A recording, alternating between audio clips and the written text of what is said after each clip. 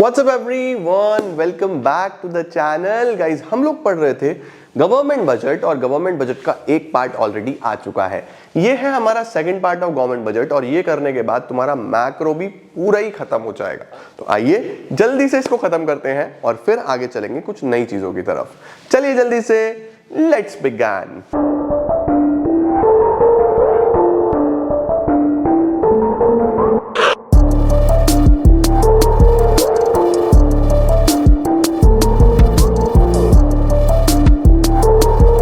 बच्चों, टॉपिक का नाम है बजटरी डेफिसिट। बजटरी डेफिसिट का क्या मतलब होता है कि जब हमारा गवर्नमेंट बजट डेफिसिट में चल रहा हो।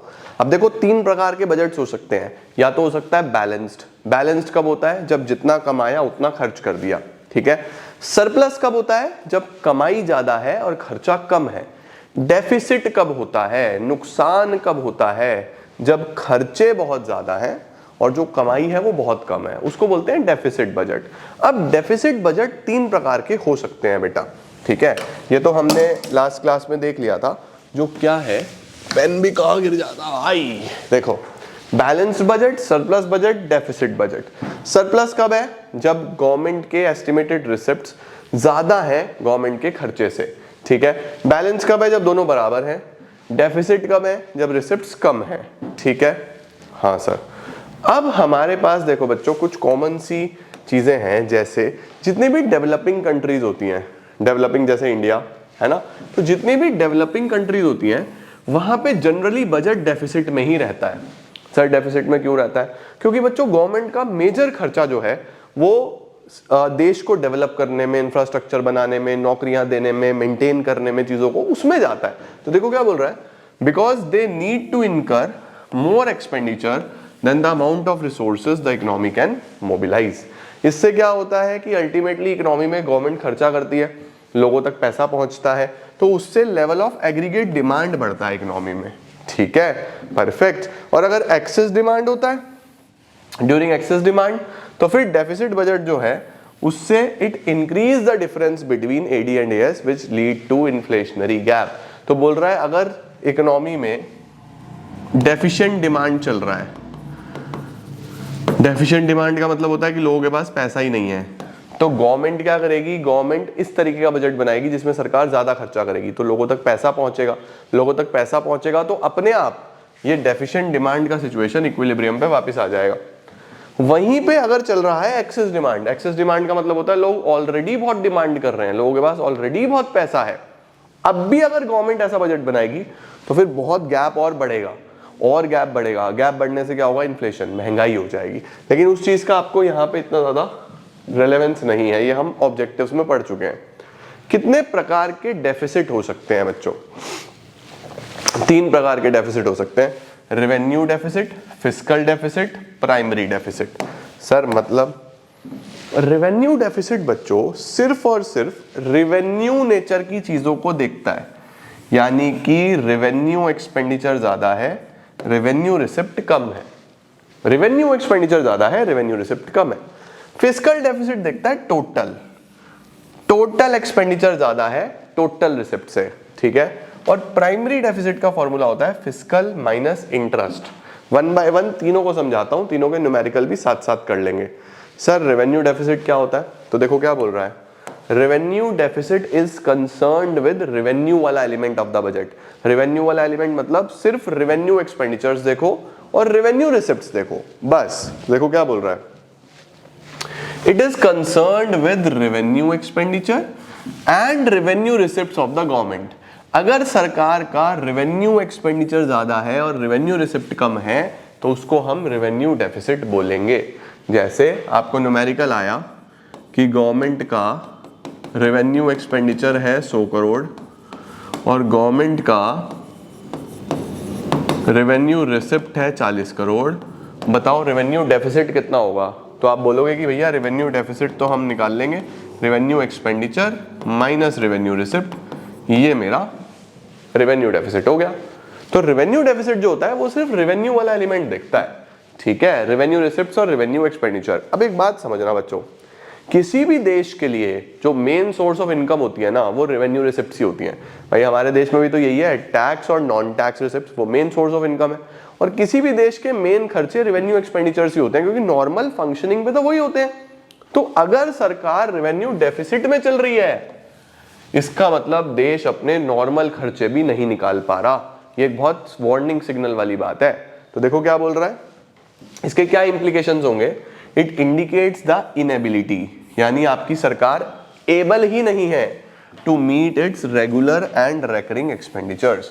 It implies that government is dissaving. इसका दूसरा इंप्लीकेशन है कि सरकार डिससेविंग में है। डिससेविंग का मतलब ये खर्चे निकालने के लिए अब कमाई तो हो नहीं रही, तो फिर कहां से खर्चे को पूरा करें, पुरानी वाली सेविंग्स में से। तो सरकार को डिससेविंग करनी पड़ती है, तब जाके खर्चा पूरा होता है। उसके बाद it also implies that government has to make up this deficit from capital receipts. अब एक बात बताओ बच्चों, सरकार के रेवेन्यू रिसिप्ट से तो ये खर्चा पूरा हो नहीं रहा, तो फिर खर्चा पूरा करने के लिए क्या करें। फिर सरकार कैपिटल रिसिप्ट बढ़ाने की कोशिश करती है कि किसी तरीके से कैपिटल रिसिप्ट बढ़ जाए।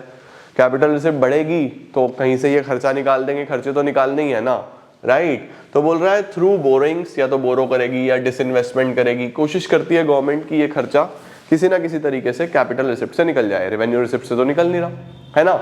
चौथा point, the use of capital receipts leads to an inflationary situation in the economy. Sir इसका क्या मतलब हुआ। देखो भाई एक बात सिंपल है, तुम्हें खर्चा करना है, तुम्हें रेवेन्यू एक्सपेंडिचर करना है, रेवेन्यू रिसिप्ट है नहीं तुम्हारे पास, तुम गए बोरोइंग्स की तरफ, तुमने पैसा बोरो कर लिया। अब एक बात बताओ, बोरो करना तो वापस पड़ेगा, वापस करोगे तो प्रिंसिपल के साथ इंटरेस्ट भी दोगे। तो जितना इकोनॉमी में पहले पैसा था आपने उससे ज्यादा डाला, उससे ज्यादा पैसा गया, तो ओवरऑल एग्रीगेट डिमांड बढ़ेगी। एग्रीगेट डिमांड बढ़ती चली जाएगी तो इन्फ्लेशन बढ़ता चला जाता है बच्चों, महंगाई बढ़ती चली जाती है। तो यहाँ पे क्या बोल रहा है कि इससे आप इकोनॉमी में इन्फ्लेशन क्रिएट कर दोगे, क्योंकि हायर बोरोइंग से फ्यूचर बर्डन बढ़ेगा, लोन भी वापस करना है और इंटरेस्ट भी वापस करना है। इससे रेवेन्यू एक्सपेंडिचर बढ़ेगा तो फिर रेवेन्यू डेफिसिट और बढ़ता चला जाएगा। उसके बाद ये मैंने आपको बताया कि ये एक वार्निंग सिग्नल है बच्चों, ये सरकार के लिए वार्निंग सिग्नल है कि भाई रेवेन्यू खर्चे भी निकल नहीं रहे, तो या तो खर्चे कम करो या कमाई बढ़ाओ, तब जाके कुछ होगा। तो it is a warning signal to the government to either curtail the expenditure, खर्चे कम करो, और इंक्रीज इट्स रेवेन्यू। ठीक है सर, कैसे रिड्यूस कर सकते हैं रेवेन्यू डेफिसिट को, हम कैसे कम कर सकते हैं। तो रेवेन्यू डेफिसिट कम करने के बेटा दो ही तरीके हैं, या तो खर्चे कम करो या फिर कमाई बढ़ाओ, यही है। तो देखो क्या बोल रहा है, number 1 reduce the expenditure, government should take serious steps to reduce the expenditure. दूसरा, increase the revenue, government should increase its receipts from various sources of tax and non tax revenues. ठीक है, परफेक्ट हो गया बच्चों ये तो। अब आ गया fiscal deficit. Sir fiscal deficit क्या है, देखो एक बात बताओ, revenue expenditure minus revenue receipts कर दिया तो ये रेवेन्यू डेफिसिट बन गया। अब इसमें तो सिर्फ रेवेन्यू वाला एलिमेंट लिया था ना, लेकिन हमारे देश में तो कैपिटल रिसिप्ट्स और कैपिटल एक्सपेंडिचर्स भी होते हैं, तो क्यों ना इसको जोड़ दूं, रेवेन्यू रिसिप्ट्स में कैपिटल रिसिप्ट्स जोड़ दो और रेवेन्यू एक्सपेंडिचर में कैपिटल एक्सपेंडिचर जोड़ दो। जैसे ही जोड़ दूंगा, ये जैसे ही जोड़ूंगा तो जो टोटल डेफिसिट बनेगा इसको बोलूंगा फिस्कल डेफिसिट। बस एक बात ध्यान रखनी है बच्चों, कैपिटल रिसिप्ट्स में एक्सक्लूड कर देना बोरोइंग्स। बोरोइंग्स इसके अंदर कंसीडर नहीं करनी है आपको, यानी कि सारी रिसिप्ट्स ले लेना एक्सक्लूडिंग बोरोइंग्स, कर्जा नहीं लेना। ठीक है, जैसे फॉर एग्जांपल इसको ऐसे भी लिख सकते हैं, fiscal deficit is equal to total expenditure, जितना भी टोटल एक्सपेंडिचर हुआ, माइनस टोटल रिसिप्ट्स, जितनी भी टोटल रिसिप्ट्स हुई, एक्सक्लूडिंग बोरोइंग्स। किसको छोड़ के, बोरोइंग्स को छोड़ के। तो सपोज तुम्हारा रेवेन्यू एक्सपेंडिचर 100 था, कैपिटल एक्सपेंडिचर 100 था, तो ये आ गया 200। ठीक है, रेवेन्यू रिसिप्ट्स 40 थी, ये 80 थी, जिसमें 20 की बोरोइंग्स थी, तो तुमको क्या करना है, तुमको ये तो 40 लेना है और इसमें से 60 लोगे, बस ये नहीं लोगे, ये नहीं लेना। तो 60 और 40 कितना हो जाएगा, 100। तो अल्टीमेटली ये 100 निकल के आएगा। ठीक है, तुमको ये ध्यान रखना है कि जब भी टोटल रिसिप्ट्स लेनी है ना तो इसमें बोरोइंग्स को एक्सक्लूड करके चलना है, ये कंसीडर नहीं करनी हमने, बस ये याद रखना। और फिस्कल डेफिसिट होता क्या है? Total expenditure minus total receipts. Okay, हाँ sir. Fiscal deficit presents a more comprehensive view, ये ज्यादा डिटेल में देखता है बेटा, है ना। It is widely used as a budgetary tool for explaining and understanding the budgetary developments in India. Fiscal deficit refers to excess of total expenditure over total receipts excluding borrowings during the fiscal year. Formula मैंने आपको बता ही दिया, सही है। अब fiscal deficit क्या show करता है? अगर कोई पूछ ले कि फिस्कल डेफिसिट क्या इंडिकेट करता है, तो इट इंडिकेट्स दैट कितना सरकार खर्चा कर रही है beyond it's means. Beyond it's means का मतलब कि सरकार ने पूरा जोर मार लिया, सारे रेवेन्यू देख लिए, लेकिन तब भी खर्चा करना पड़ रहा है। सर ये सरकार खर्चा कहां से करती है? बेटा ये खर्चा करने की दो ही ऑप्शन बचते हैं। भाई देखो, तुमने अपना सारा एक्सपेंडिचर ले लिया, सारी रिसिप्ट्स ले ली, तब भी तुम्हारा डेफिसिट आ रहा है ना। तुमने सारे खर्चे ले लिए 100 करोड़ के, सारी रिसिप्ट्स ले ली 40 करोड़ की, अभी भी 60 करोड़ तुम्हें और चाहिए। तो इसके क्या ऑप्शन है तुम्हारे पास? दो ऑप्शन होते हैं बच्चों। एक होता है कि भाई बोरो कर लो, बोरोइंग्स। एक होता है नए नोट छाप लो। नए नोट छापने को बोलते हैं डेफिसिट फाइनेंसिंग। नए नोट छापने को क्या बोलते हैं? Deficit financing. ये हम यूजुअली अडॉप्ट नहीं करते। नए नोट आरबीआई नहीं प्रिंट करता, क्योंकि उसके लिए उतने ही रिजर्व चाहिए गोल्ड के, उतने ही रिजर्व मेंटेन करने पड़ते हैं, वो हर टाइम अवेलेबल नहीं होते। तो कई बार ऐसा होता है कि फिस्कल डेफिसिट ही बोरोइंग्स के बराबर है, क्योंकि हमने बोरो ही क्यों करा? इसको पूरा करने के लिए, क्योंकि और कोई सोर्स तो है नहीं। खर्चा तो करना है, देश में अगर आगे बढ़ना है, देश को आगे लेके चलना है, तो खर्चा तो करना है, और सोर्स कोई है नहीं। तो ध्यान रखना, in the absence of any information, अगर कोई इंफॉर्मेशन नहीं है तो फिस्कल डेफिसिट बच्चों बोरोइंग्स के बराबर होता है, ये ध्यान रखना है। ठीक है, नॉर्मली तो total expenditure minus total receipts excluding borrowings, और अगर कोई जानकारी नहीं है तो फिस्कल डेफिसिट ही बोरोइंग के बराबर होता है, क्योंकि सरकार फिस्कल डेफिसिट में क्या शो कर रही होती है कि कितना खर्चा हो रहा है बियॉन्ड इट्स मीन्स। ठीक है, इंप्लीकेशंस देखो फिस्कल डेफिसिट के। फिस्कल डेफिसिट से देश पे क्या इंपैक्ट आएगा? Number 1, debt trap. हम कर्जे के अंदर बुरे तरीके से फंस जाएंगे। सर हम कर्जे के अंदर बुरे तरीके से क्यों फंस जाएंगे? देखो एक बात समझो, हम बेसिकली अपने खर्चों को पूरा करने के लिए कर्जा लेंगे। अब कर्जा जब आएगा तो वापस क्या चुकाना है? हम ऑलरेडी फिस्कल डेफिसिट में है, वापस चुकाऊंगा मैं प्रिंसिपल भी और इंटरेस्ट भी। इंटरेस्ट कौन सा एक्सपेंडिचर है? Revenue expenditure. तो कर्जा लेने से मेरा रेवेन्यू एक्सपेंडिचर भी बढ़ रहा है, रेवेन्यू एक्सपेंडिचर बढ़ेगा तो रेवेन्यू डेफिसिट होगा। रेवेन्यू डेफिसिट को कवर करने के लिए कैपिटल रिसिप्ट की तरफ देखूंगा, वहां ऑलरेडी कैपिटल है ही नहीं, रिसिप्ट तो मेरे पास, वहां ऑलरेडी फिस्कल डेफिसिट चल रहा है। तो फिस्कल से रेवेन्यू डेफिसिट, रेवेन्यू से फिस्कल डेफिसिट, फिस्कल से रेवेन्यू, रेवेन्यू से फिस्कल, ये सर्कल चलता रहेगा। इसको बोलूंगा डेट ट्रैप। तो देखो बोल रहा है फिस्कल डेफिसिट इंडिकेट्स कितना गवर्नमेंट बोरो करेगी। बोरोइंग रिक्वायरमेंट्स मैंने आपको बताया ना of the government. Borrowings not only involve principal but also interest. Interest payment से क्या बढ़ जाएगा? रेवेन्यू एक्सपेंडिचर, जिससे क्या बढ़ेगा? Revenue deficit. तो रेवेन्यू से फिस्कल, फिस्कल से रेवेन्यू, हम एक विशियस सर्कल में फंस जाएंगे जो हमें दिखाएगा डेट ट्रैप, कर्जे का बुरा जाल। राइट। दूसरा बच्चों इन्फ्लेशन। इन्फ्लेशन कैसे होगा इकोनॉमी में? सरकार बोरो किससे करेगा? यूजुअली आरबीआई से, है ना। आरबीआई क्या करेगा? बोरोइंग को कवर करने के लिए या तो नए नोट छापेगा भाई, ठीक है, या फिर हैवी रेट ऑफ इंटरेस्ट पे लोन देगा गवर्नमेंट को। तो अल्टीमेटली जितना पैसा सरकार ने लिया उससे ज्यादा इकोनॉमी में गया, है ना। और जब उससे ज्यादा इकोनॉमी में गया तो लोगों के पास पैसा पहुंचा, तो उससे फिर वो डिमांड बढ़ाएंगे, तो इन्फ्लेशन तो हो गई। तो क्या बोल रहा है? RBI prints new currency to meet the deficit requirements. It increases the money supply in the economy which leads to increase in the general price level. RBI के पास नहीं जाएंगे तो फॉरेन कंट्रीज पे डिपेंड होना पड़ेगा। भाई आरबीआई के पास भी तो हो सकता है ना पैसा ना हो, तो फिर फॉरेन कंट्रीज से लोन लेने पड़ेंगे, फिर हम उन पे डिपेंडेंट हो गए, तो डेट ट्रैप हो जाएगा, इन्फ्लेशन होगा, फॉरेन डिपेंडेंस बढ़ जाएगी। Government also borrow from rest of the world which raises the dependence on other countries. और अब एक बात बताओ, सरकार जो लोन ले रही है, फिर जो कमाएगी वो कमाई किस में जाएगी? वो लोन चुकाने में। अगर लोन चुकाने में जाएगी तो जो पैसा डेवलपमेंट पे लगना चाहिए था वो पैसा रीपेमेंट ऑफ लोन पे लग रहा है, तो इससे तो मेरी फ्यूचर ग्रोथ पे बहुत इंपैक्ट आएगा। It hampers my future growth. Borrowings increases the financial burden for future generations, तो उससे उनकी बहुत ज्यादा ग्रोथ पे इंपैक्ट आता है। ठीक है बेटा जी। अब एक छोटा सा डिफरेंस आता है फिस्कल डेफिसिट और रेवेन्यू डेफिसिट का। फिस्कल डेफिसिट क्या है? Total expenditure minus total receipts. Revenue क्या था? Revenue expenditure minus revenue receipts. It measures the total borrowings, ये दिखाता है टोटल बोरोइंग, सरकार कितना पैसा बोरो करेगा, है ना। और ये दिखाता है इनएबिलिटी ऑफ द गवर्नमेंट, कि सरकार अपने नॉर्मल खर्चे भी नहीं निकाल पा रही। अब फिस्कल डेफिसिट कहां से पूरे कर सकते हैं?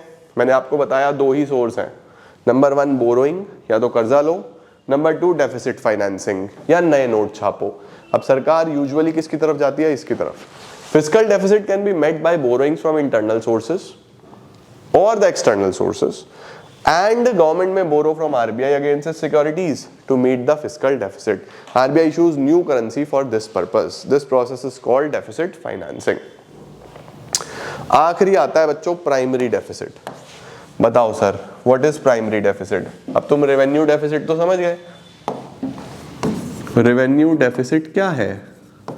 रेवेन्यू डेफिसिट है कि सरकार का जो रेवेन्यू एक्सपेंडिचर है वो सरकार की रेवेन्यू रिसिप्ट से कवर नहीं हो पा रहा। फिस्कल डेफिसिट क्या है?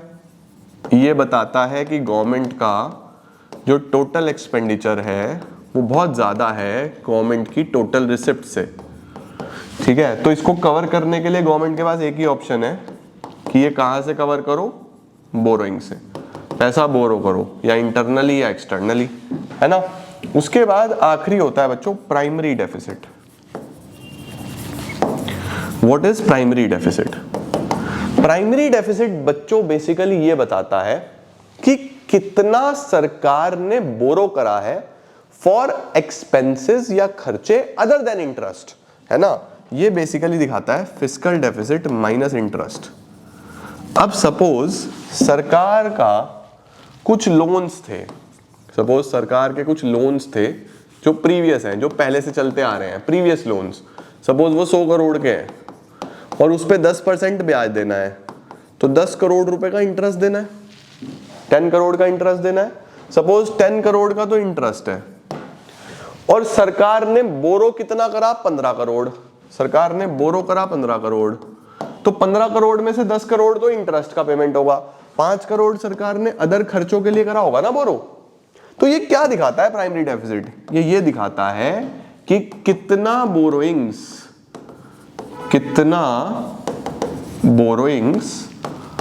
Will be used for expenses other than interest. Interest के अलावा कितनी जगह पे पैसा खर्च हो रहा है, वो होता है प्राइमरी डेफिसिट। समझे सर? अगर ये जीरो आ जाए, क्वेश्चन जरूर आता है कि what does zero primary deficit indicates. अगर ये जीरो आ जाए इसका मतलब पता है क्या है? देखो, अगर 10 करोड़ का ब्याज हो और 10 करोड़ का ही फिस्कल डेफिसिट हो तो ये जीरो आ जाएगा।